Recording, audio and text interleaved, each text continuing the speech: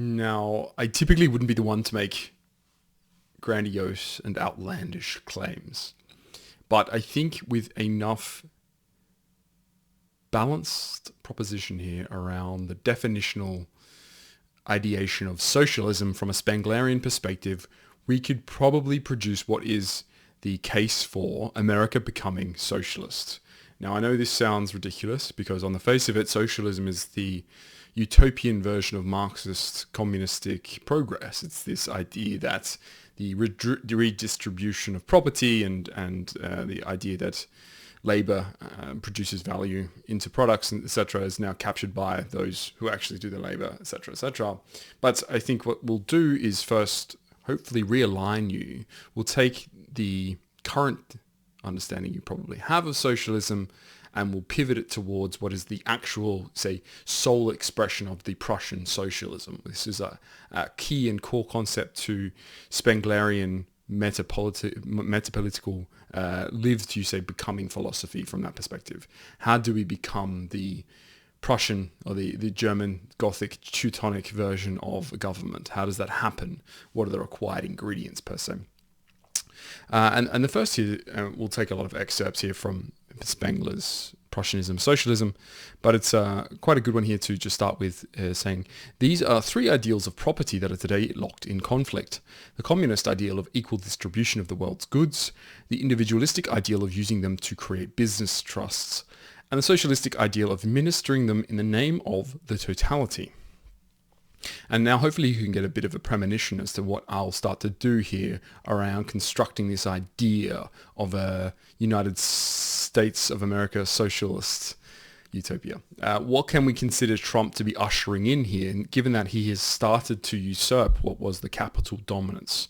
The way and range of tariffs and the application of, say, race politics, blood politics, overcoming what was previously much more money politics. And you could see that throughout the Reagan, Bush 1 and Clinton era, how they started to allow money to manipulate policies that weren't seen as core interests to America, and the peripheries and secondary and tertiary policies became much more money bought, you could say, in a very gross and capricious way. So with that, I think it's also important to use a bit of data. So I'll walk you through some support here around aligning ourselves with this core thesis. Now, if we have another quote here, I will do a bit of reading.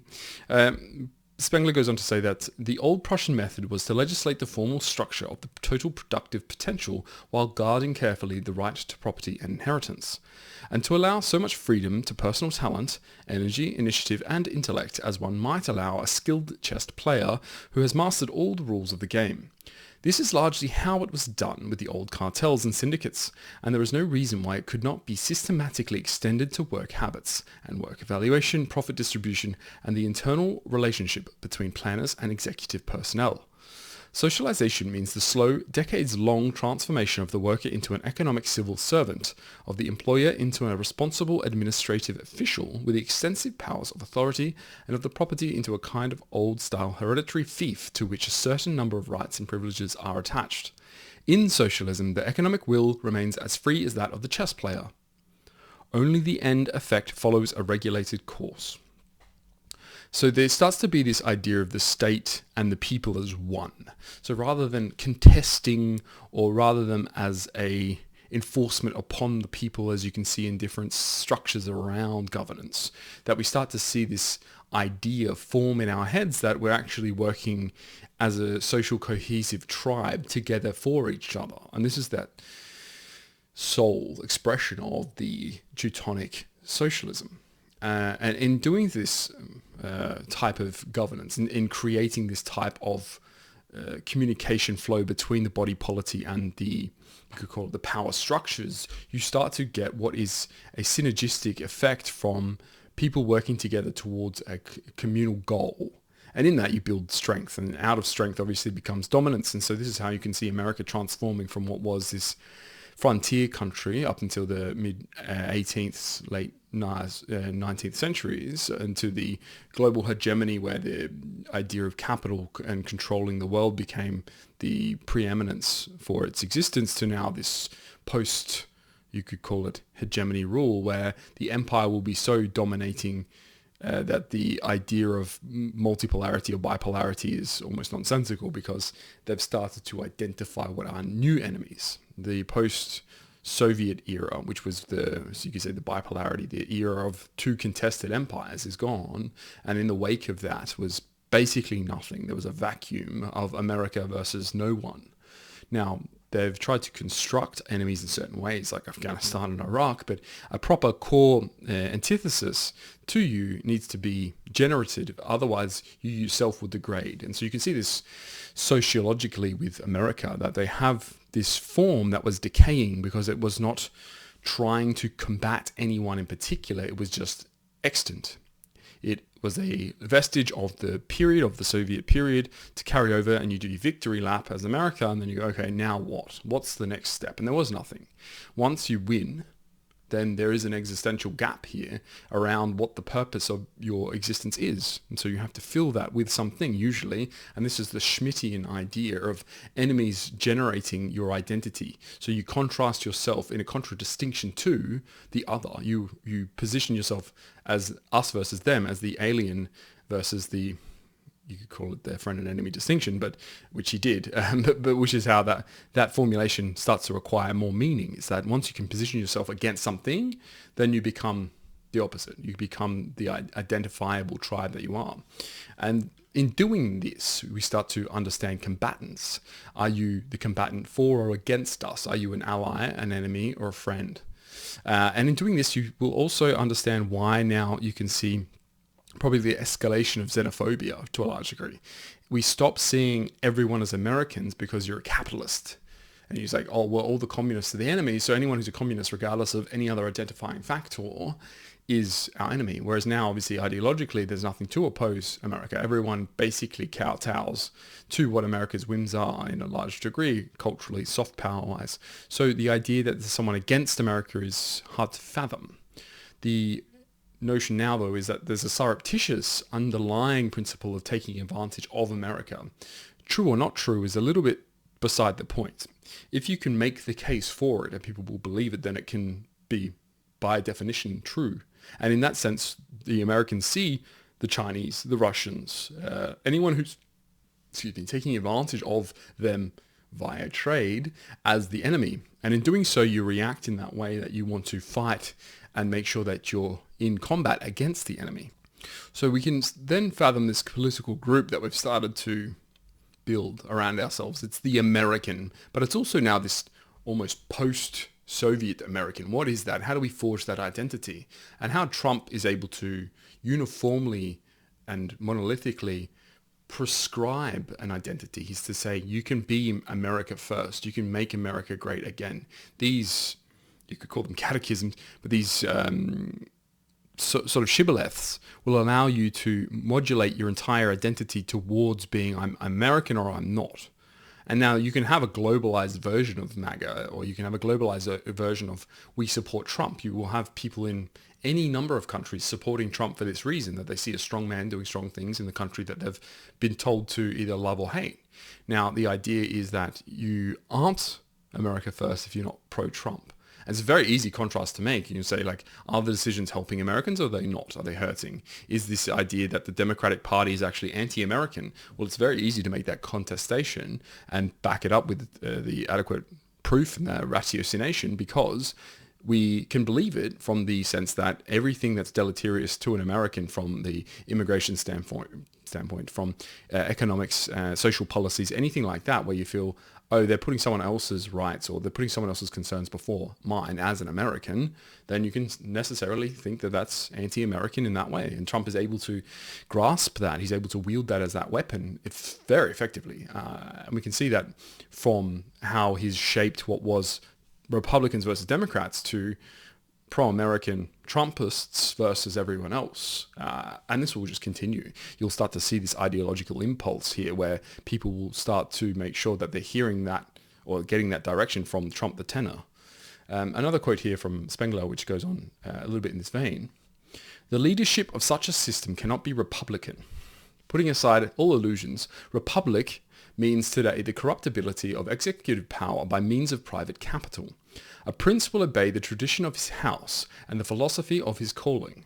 No matter what our opinion of this may be, it removes him from the special political interests of parties as we have them now. He acts as their arbitrator.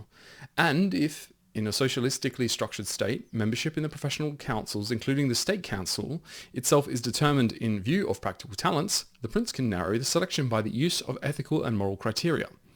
A president, prime minister, or popular representative is the pawn of a party, and a party is in turn the pawn of those who pay for it.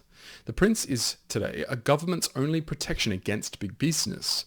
The power of private capital is forcing a unification of socialist and monarchist principles.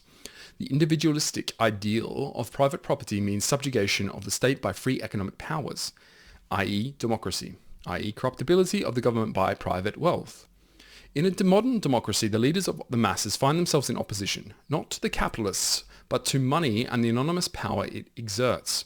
The question is how many of these leaders can resist such power.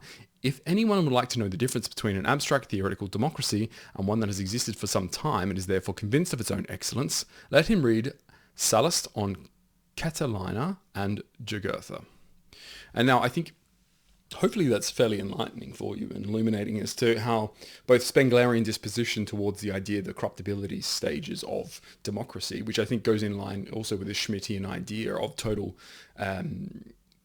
political power, that there's a degrading force. Once everything becomes politicized, then it weakens itself naturally, and you look for what are strengths. Trump representing these strengths here, and in this second term of his, you can see how he's overcoming what are the constraints probably from the capitalist democracy. It's that the billionaire class decided to back him, or many at least decided to back him in this way that they thought it was to their advantage. Now, almost immediately, he's gone against a lot of their wishes and wills, and for certain has cost probably himself private economic wealth, in the sense that I think he truly believes that this is no longer a game of plus minus, but it's real breathing people. These are Americans' futures, fates that are at stake here, and so that warrants a certain type of action. And if that action impinges or it's something that's suffocating to billionaire classes, then so be it. And I think he has come to this realization that politics isn't just some game that's played when you have no means of earning money otherwise. So you'll notice previously most politicians were not millionaires, or if they were low level, you said millionaires, not billionaires like he is, when money was actually quite hard to come by unless you use political favors. So you can see ex-politicians becoming really, really wealthy, or serving senators, things like this, becoming really wealthy for some reason or another. But with Trump, because he had such a large fortune to begin with, it becomes very silly for him to want to enrich himself by $1, $2, $3 billion more dollars, because he's at the end of his life anyhow, and more money buys him nothing, it gets him nothing, he gets him nowhere. His legacy is already crystallizing in granite here, with the effect of being the most talked about person in the last at least 50 years, if not 100 years since Hitler. So the idea that he would need any of these things is just not true. Now that you've removed that incentivization, you understand the locus of power here is driving and pulling him from that way to this way, then he will necessarily wield his power to make sure that things turn out how he wishes they would. And we can do that we can analyze that at least by seeing how he's started to speak about certain topics. Now, I don't find him that eloquent to speak, to listen to him speak, but I don't think necessarily that's, it's certainly deliberate in a lot of ways that his communication style is structured toward the lower end of, you could say, the IQ spectrum of the canaille. Because when you start to speak to large mobs, parties, masses, you'll necessarily have to cater towards their level. Now, I'm not saying, my channel in particular, I probably still condescend to a certain degree. In real life, I'll probably speak even worse, more verbose or with more vernacular, what have you. But in general, you try to communicate as effectively as possible to your audience. That is the idea. Propaganda works in this way, is you're trying to send messages which are communicated effectively. Wittgenstein called them language games. It's how do I make sure that there's a requisite understanding to the usage of the words that I am outlaying. It's, if I say this thing, will you understand it? And in a way that's, say, as pithy as possible, as terse. You get to the point as quickly as possible because that's easiest to understand for the other person. And we can particularly see the sliding scale of IQ to understanding that if you can cram as much information, basically explain it like I'm five is popular for a reason. A lot of people have low levels of mental, say, energy or of capacity. So cramming some small iota of information into them in a programmable way is very useful. And that's how Trump seeks to communicate. Whether it's natural or not, that's up to debate. You could think of him as being probably condescending. But once again, condescension doesn't necessarily have to be a negative. I think this goes in a little bit to how I see how he speaks quite fervently and adroitly on the topic here of labour, and particularly the labour class. Now, the irony here is that you'll have a lot of commies, or socialists from the Marx sense, speak around labour and blue collar as if this was the touchstone of the real class warfare. It's that I use my hands for a job, and that's the differentiation between me and someone in an office, the white collar class. There's been a massive breakdown, and I've gone over this several videos, where you actually really only have a managerial class and a labour class. If you think of someone on a mining site who's actually managing the five guys digging a hole, then that's a manager, and his life is subject to different requirements than the guys digging the hole, just by virtue of what his responsibilities are at work. He has to think for his living, and the guys with the shovels dig. They don't, they just labor. So there's a differentiation in how the application of their body and spirit and mind go into their vocation. And this necessarily equates to a divergence between the lives. And this is also seen in things like teaching is now done, without thought. It's mindless. Whereas obviously you could even relate all the way up to doctors, where there's not that much neotic effort. You don't have them sitting around doing these things. And you could think that that's me calling them a sirah or some aspersion on their performance. But doctors really, not specialists, not surgeons or something, but just general practitioners don't really do that much. There's not that much thinking. They're just referral specialists. They go, oh yeah, you need this. Oh yeah, you need this. And then they're done with the day and they go home and they don't think about the job anymore. Whereas alternatively, someone who's far less paid than even a GP, but has to use their brain every day, like a manager of the hospital staff, for instance, has a separation around what they do and how they have to behave and how they manage other people.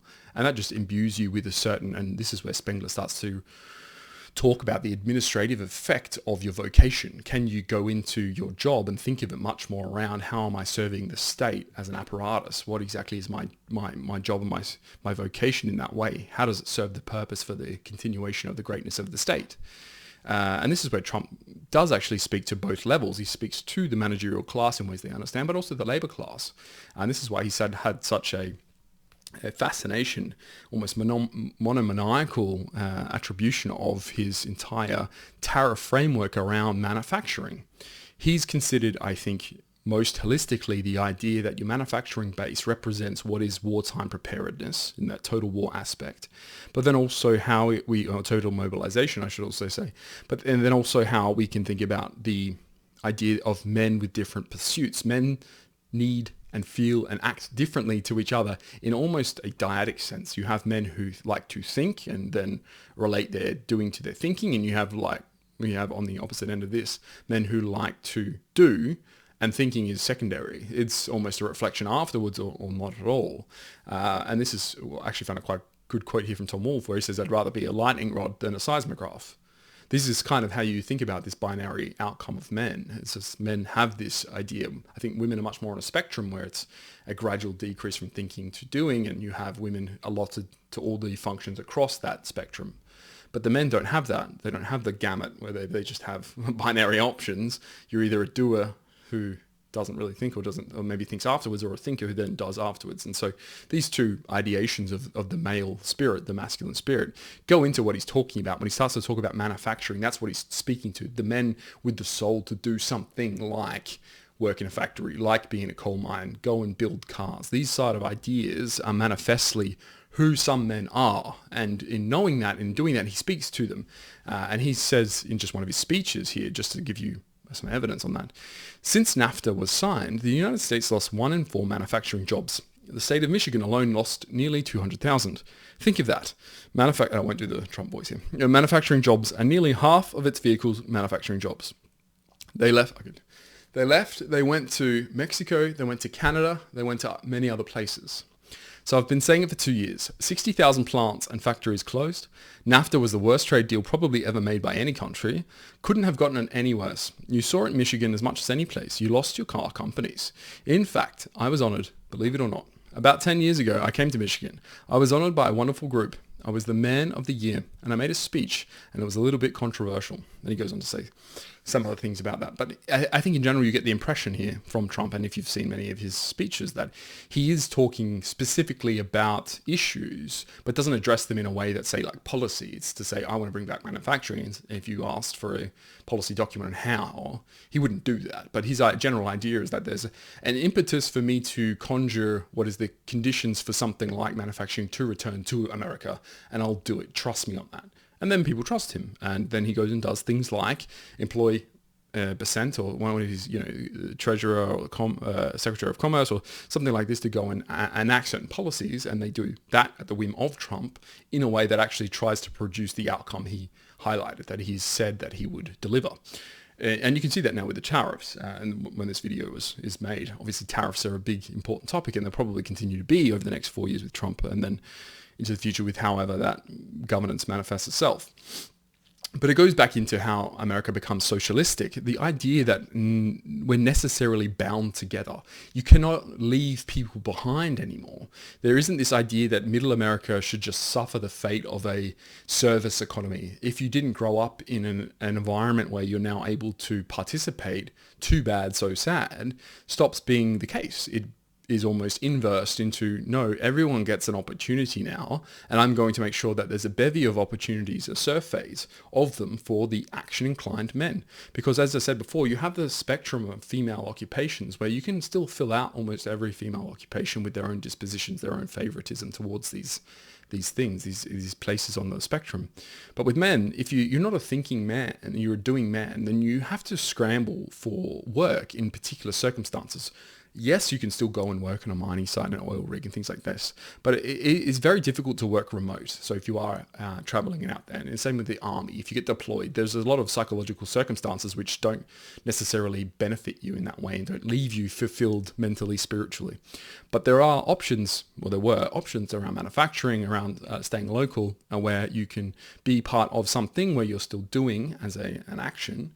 You're a laborer, you don't have to manage, you don't have to think, but you can also be part of the expression of the country, the sole expression of America. You are Americana in that way. And this is very socialistic. This is that Spenglerian socialism. How am I the cog in the machine? How do I perform an activity which actually benefits my country? No longer am I a detractor or something embarrassing, where I think Americans in the 90s and the 2000s and even up to the end of the Obama era, it was very much considered embarrassing to be a blue-collar worker from a almost flipped communist standpoint, to say, previously, there was a lot of adulation around using your hands, unions and things like this, like to laud their workers because it's seen as a fulfilling vocation where you were able to produce something of value and everyone feels good at the end of the day, and it's hard work. And in the kind of post-Reagan era, or the Reagan to post-Reagan era, where it was seen as actually deleterious to have these roles because you could get more GDP squeezed out of a service. It's more scalable. You can have a technology company have one engineer generating $1 million of revenue versus one factory worker maybe generating double his salary or something pithy. So in understanding the mechanism around why growth was pursued in the way that it was, is that America saw the GDP number go up, up, up, and said technology is the way to go. What technology? Well, software in general, but also computer-related technology is not a bad thing at all. But I think it can work also in tandem. It didn't have to be an either or. You didn't have to say, yes, we'll let the rest of the world produce our basic goods, and then we'll just try and focus our sinecure on this one technology goal. The capstone to the rest of our economy is now tech. It was finance for a while in the 80s and maybe the early 90s, but then it transitioned over and away from, say, other professional services like consulting and law to technology. You have Microsoft basically to blame for this, where you can go, okay, well, Microsoft don't make anything really, but they produce so much software and they're so valuable because of the way that they can globalize themselves. They can scale to almost infinite degrees. Then you have an ecosystem, you have this web, and in doing so, you've created economic prosperity, which is great. It's fantastic. But there are men who don't feel like that they belong in a company like Microsoft doing the Microsoft things. It's not a great place to feel like you've fulfilled your destiny. You've not slain a dragon. You've just solved really minute problems for a large corporation, which then remunerated you fairly, or even more than fairly. Great. Fantastic. But at the end of the day, if you want to look back on your life and say, yeah, I worked for Microsoft for 40 years, I'm a millionaire, everyone's probably very proud of you for that, but you won't be remembered for anything. There may be a small implementation of a certain software that's now obsolete that no one ever uses, and that's what you were generating in your entire career. There's no value there inherently. Whereas a man who makes something can actually point to that thing, and maybe it was useful in that way, and it stands the test of time. Maybe it does seem to us that if you produce certain classic cars or a tank or an aeroplane or a rocket ship, that's something memorable and that you can actually attribute your own, well, the greatness of the object you've created for that purpose back to yourself. You are part and participant of that to a large degree, similar to maybe more successful technology operations. But in general, I think that's how you can start to look at it. It's that Trump is speaking to everyone as this collective, and we're saying, you're all American if you're on my team, and I will fight for all of you in the way that you need it. And sometimes that means punishing those who have had it very easy because it's not been fair. And if it's not been fair because we've been very, and you could call this Anglo-centric Viking piratical nature of let's extract as much wealth out of the many and funnel it back into the few, and because that's how Vikings operate. It's how do I plunder and pillage and then make sure that I enrich myself and my crew, and we go home, and now we're all rich men, and that's all we have to think about, which is it's fairly natural. It's a Faustian need in some ways for riches and spoils and booty, but in the way that we want to see the state as a continuation of greatness, it doesn't work. You can't just continue to extract from the world value for the few because the rest get left behind. And when that happens, you have civil unrest to a large degree, obviously, but I think there's a general malaise. People start to tire of money as a concept, and this is how you get over blood politics, money politics, to get to blood politics. It's because money becomes such a queasy and suffocating feeling that you no longer like that its existence influences your life in those ways. Yes, everyone would like more money, but it no longer becomes the prima facie reason for existence, or at least it's no longer the apex or acme of why I do my life, why am I spending it on my job and my work. It's no longer meaningful to me to earn X amount more than I currently do. I want something tangible, a reward, which makes me feel as if my lived life was worth living. Money can't do that to a certain degree. Maybe if you're a hoarder, you could, like a dragon, have enough treasure to make yourself feel good. But for most people, it's much more about what mark can I leave on society in that way. A lot of the time it's family and it's your actions there. But there are some men who desire greatness in alternative ways. Henry David Thoreau wrote Walden, and in that there's an excerpt here which I'll just read to you. Most men, even in this comparatively free country, sorry, maybe you can see it better now. Most men, even in this comparatively free country, through mere ignorance and mistake, are so occupied with the factitious cares and superfluously coarse labours of life that its finer fruits cannot be plucked by them. Their fingers, from excessive toil, are too clumsy and tremble too much for that. Actually, the labouring man has not leisure for a true integrity day by day. He cannot afford to sustain the manliest relations to men. His labour would be depreciated in the market. He has no time to be anything but machine. How can he remember well his ignorance, which his growth requires? Who has so often to use his knowledge? We should feed and clothe him gratuitously sometimes, and recruit him with our cordials before we judge of him. The finest qualities of our nature, like the bloom on the fruits, can be preserved only by the most delicate handling. Yet we do not treat ourselves nor one another thus tenderly. And this is that, as I said before, this neglect that's been happening. It's this idea that the working labour, Rust Belt, middle American man, and it is predominantly men, the female employment and female education rates have been nothing but inclining, whereas there's been a complete and utter collapse of what you call the uplift of the blue collar or the labouring male, particularly white class in America. And this is where this grumpy, curmudgeonly aspect arises from. Why is all Trump voters, ignorant white American, whatever persiflage you're going to chuck out there.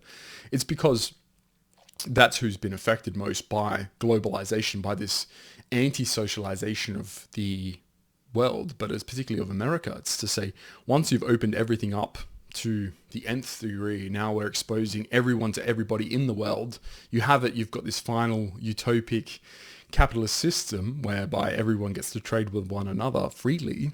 What did you get out of it? Well, you got probably a stagnation in your wages. Your living situation has probably worsened. For sure, you've now got more cheap goods to buy. But I don't know too many people who are actually elevated spiritually by that. And the sheer fact that you're paying for those things via pollution externalities. So China, India, all of these third world countries are just polluting the absolute shit out of the environment so that you can have your cheap dollar store goods. If you consider this a cost worth bearing, then congratulations to you. But I think given that we want to exist and prosper on this planet, it's probably best we don't have microplastics flood every single river in the world. And there are more things around that, obviously, that are important. But it's to say there is a cost to all of these things, and the cost was actually spiritual. You lost the socialist aspect that you never knew you had as an American. But Trump is offering you a lifeline here. He's arguing for some capability to bring it back. And I can show you what I mean. So here we have some charts which reflect basically, here is the average tariff, effective tariff rate. So there's been obviously tariffs, the focal point of consideration lately. And it is a good jumping off point, I think, just to consider what manufacturing is or has been happening to it. We can see here, sorry, I'll just zoom on in, computer, enhance. Yeah, let's see. Okay, so you can see here that there's been a gradual, say, decreasing and flattening of tariffs in general. There was this era of prosperity, and once Americans came home from the war, there was an absolute engorgement of the industrial capacity, and particularly with the Americans' ability to produce any and all goods for the world. And so in reciprocal nature and the entire Anglo identity of an empire is that, okay, if we open ourselves up, everyone can prosper because we do have this ability to generate more wealth, value, utility from being interconnected in these ways. But you can see here that there was corresponding, and I've tried to align this as 1940 here on this tiny little chart, and this is all employees in manufacturing. Bearing in mind that Americans' population has basically doubled, almost tripled since the 1940s, then you can have a non-corresponding relationship to manufacturing jobs. Manufacturing, as I said before, is very strategic in that it allows for an industrial capacity to reflect a total mobilization requirement. Do you need, there's a Milton Friedman video where he talks about pencils and how trade is so wonderful because there's a comparative and a competitive advantage to pencil procurement.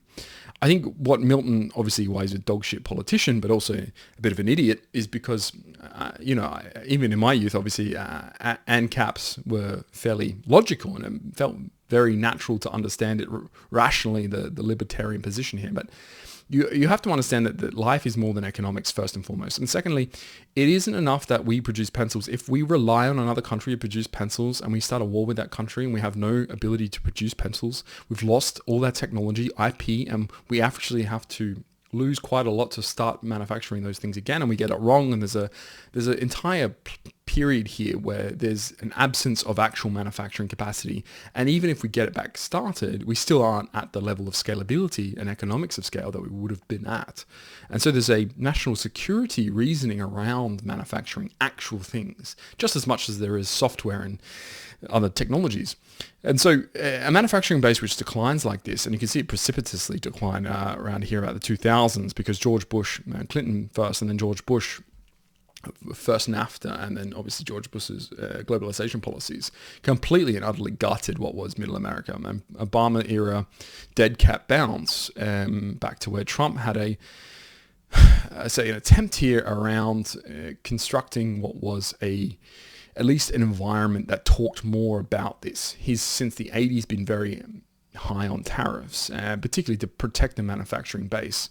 And you can see once again that there was a huge layoff period here in COVID, so that's this small drop here in the 2020s. And then there's the Biden dead cat bounce. Once again, he bragged about the addition of manufacturing jobs a lot, but all that was a normalization back to you could say the equilibrium of the demand supply curve of manufacturing in America. So it'll be interesting to see how many actual manufacturing jobs are added to the economy after this Trump tariff splurge. And it is also, I think, enlightening for us. So we can see here, the same kind of chart. We see the federal recession leading to a lot of layoffs, the Obama era normalization back to what were probably not even post-recession levels. So obviously Obama led to a decline. And then here Trump started to bring some normalcy back to the growth aspect of this. COVID happened, huge layoffs, and then there was a Biden return to the flat trajectory of what was manufacturing, and then this year and in future, hopefully, we'll see an increase, a generative increase on manufacturing jobs. But manufacturing itself has gone through a bit of a woe because, in particular, the idea of manufacturing is value adding is very low. People can see software adding so much particular economic value, and they go, well, why would I want to build a car? The margin on a car is, say, 8%, 12%, whereas I can make software and the margin is 90%. Obviously, as a business startup, it's much easier to consider the margin aspect of a business and go, look, there's much fewer opportunity costs. The capex is actually much, much lower. And so it's really just intellectual effort where I go around designing something that's infinitely scalable because it's online, it's digitalized. How is it that I would ever begin to start thinking about manufacturing an actual thing? Well, I don't know anything about manufacturing, and this goes back into why the fewer people who work in the industry means there's less intellectual property and less intellectual intensity around making industry and manufacturing better. So less people with big brains trying to solve those industrial problems means that there's fewer and fewer. It's a self-fulfilling prophecy here around declines as a value-added sector. But there are certain, you could say, hardware or manufacturing outlets which do make a lot of money, and you can see that with SpaceX. They make rockets. Rockets have a really high ceiling or a high hurdle to actually start going and being commercial. But once you get there, obviously, there's a near monopoly, at least for SpaceX. So there are ways of you can construct technology gaps and competitive advantage here around value, but it does require a lot of engineering expertise and particularly men of action who just do things, who build things, and not so much needing to spend their time trying to economize the decision making. It's like, let's just do this thing and we'll see afterwards whether it makes us money or not. Here you can see the decline in manufacturing as a GDP, and so it goes, even in 2005 it was only 13%, and now barely 10% of the GDP in America is value added by manufacturing. So contrasting to the broader landscape, if you took, say, agrarian policies, and this is agriculture and farming, fishing, husbandry, then you would also know that there's fewer and fewer people required to service larger parcels of lands or more animals. We've made everything infinitely economized and efficient. America is great at this. They've, from their inception, basically been fanatically trying to epitomize innovation. They are the innovative race. It's everything about being in America makes people want to make more money or make it better or make it more efficient, more powerful. There's this pull, this Faustian need for it. The infinite just is burgeoning out of them into the real space here. Now, it's definitely a good thing that that's the case, but when you make a lot of money, it incentivizes more people to do those things. So you require less and less, say, human resources in that way. So you need to be able to incentivize the, at least, if not ideation, then the capacity for venture and entrepreneurship. You have to say, look, it's actually worthwhile for you to start up a new factory, building something else. If, you know, it's not necessarily economically viable that we continue to make this one object, maybe there's a way to generate something more sophisticated that we could still manufacture. It's still a good, rather than saying, look, let China do it because they've got peasants they can pay 10 cents every hour to. Maybe there's a way from our manufacturing to get more sophisticated, but also still maintain a baseline level of efficiency, and cost efficiency might go into that.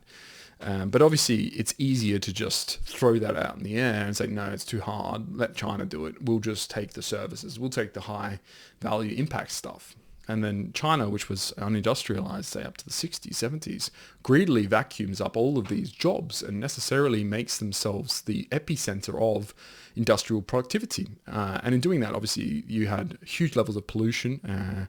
The air was basically unbreathable in many parts of China for decades, and you had respiratory issues and all these things. But the idea that we would just say, look, we'll let a country which is unhindered by our own moral frameworks around pollution and these things manufacture all of our goods cheaply, and we don't really care. We're just going to consume them anyway. Make sure that there's more plastic than ever produced before, petrochemical compounds, etc., are flowing into our foods because I don't care as long as it's cheap. But you are paying a cost somewhere. There is no free lunch here.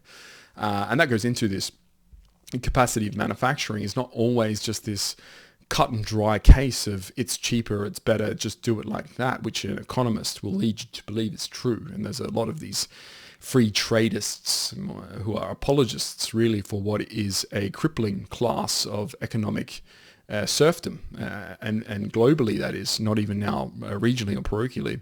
So with that knowledge, I think we go back into this Spenglerian idea that Trump wants to uplift us all, and I say us, Americans in particular, because obviously he's American first, which is to say, if you have an idea that the current discourse and rhetoric around manufacturing is painting a larger picture here, it's putting together the pieces of the mosaic which goes into America as a constituted but composite greatness. It's not that it's any one type of American that makes America great. It's all the Americans who care about America make America great. And ideologically, that actually starts to define us into these tribes, into these groups. And now what Trump has done, and this is unintentional, I think, is bifurcate America into what is the colored races and the white. And that's almost transcendent. And so you have the progressive, you could call it the Anglo urban intellectual, who's very concerned about the other, and they'll side with the hordes, the masses, the brown third worlders, because that's their ideological position, is that they need to nurture those who can't fend for themselves. They have an underdog principle. This is very Anglo. It's very centered around their own ethics. As you can see through Bentham and utilitarianism, things like this, there's an ethical component to caring, and it's usually for the underprivileged rather than maybe your own tribe and your own identity around your own. Why are you in the position that you're able to offer help is because you've actually been part of what is greatness rather than, but anyway. So the idea now that there's actually this contradistinction between the two parties has been generated by Trump's own polarizing visage. His aspect is this man who says, look, you're with me or you're against me. And then the alliance has now been formed. You have your enemies. So there's the internal enemy, and that's, as I said before, it's their now very obvious other, because there's no class difference, there's no economic difference. It's really about your identity, and your identity taken to the logical conclusion of identity politics is really just, what's your skin color? What's the most easily identifiable version of me being able to differentiate between two people? That is now the soul and the undercurrent and the reasoning as to why I would pick a certain team. Now you have white guilt, and they'll self-flagellate around, no, I'm one of the good whites, I'll vote for you brown people, I want more immigrants ad infinitum. And then you'll have the other side, which is, I'm now so tribalistically white. It's white nationalism, or it's who's those white nationalists? Is it Jared Taylor? Michael Saylor? I don't know. There's some American white nationalists, who were probably born out of the 80s and 90s, where it's very clear that they were forerunning what is this objectification of their race. Is to say, look, we are the ultimate end group here. You have to pick one, and when you come in early, it seems very just racist and bigoted. Why would I want to pick whites? We're all American. And now you're seeing why, because in 2025, actually, we've come to the conclusion of this identity politics, spurred on by the Obama era retrograde brain meltdowns. And we said, like, no, now you actually have to pick, and we can clearly see the Browns want to pick Browns, and so the whites are left either picking, also siding with the Browns, or they have to pick themselves and just push through the uncomfortable feeling of being called racist. And whether they cannot is down to whether they understand socialism to this aspect. It's the knightly brotherhood, the order, the Teutonic order was an extant force because they were able to equip themselves ideologically and bound themselves up in this an oath-bound way, but also then forcefully through power politics. And so you'll see that mechanism start to play out here. And this is why I think the socialist aspect of Spengler ends up ringing true once again, is that Caesars come and they completely transcend what are the normal or status quo politics in that way.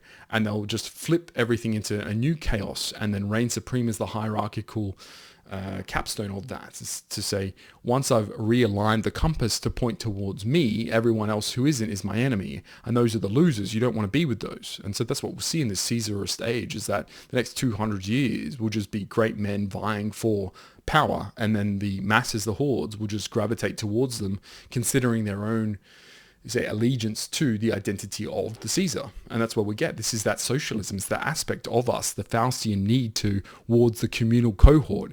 And you'll always have this intertwining with the Viking instinct to be individual. You'll always want to be your own person.